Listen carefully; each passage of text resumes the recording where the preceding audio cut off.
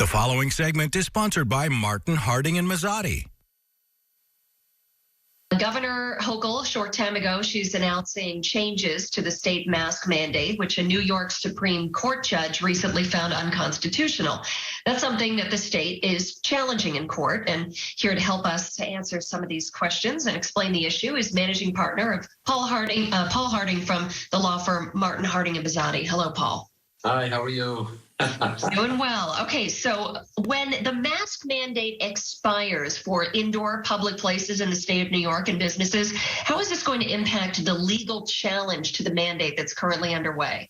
Okay, so we all know what the mandate was. It was all vaccinated, proof that they are to enter your business, or everyone had to wear a mask. Well, recently, Nassau County judge, Supreme Court judge, said unconstitutional.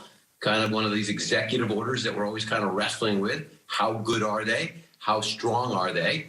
And so it's been overturned. But we have checks and balances. The case is now in the appellate division, and they're going to decide, hey, is it true? What the judge said realistic, or are we going to overturn the judge? So the question now is, will the court continue to litigate that issue?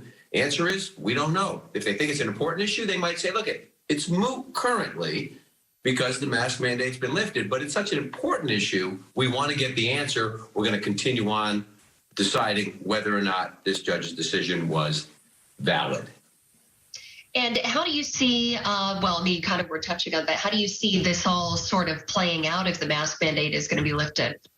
Yeah, it's funny. What they should do is just sort of, it's moot. It ended. The very issue the judge overturned is no longer in effect. And that's probably what I think is going to happen.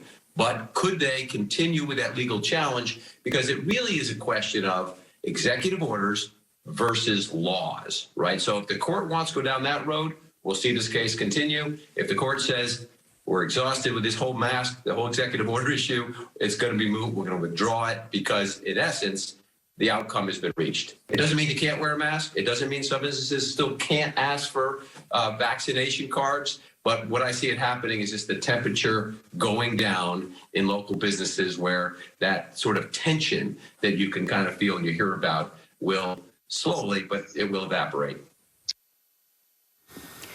That was Paul Harding, managing partner of Martin Harding and Mazzotti, giving us some insight into the lifting of the mask mandate in New York State, which is happening tomorrow.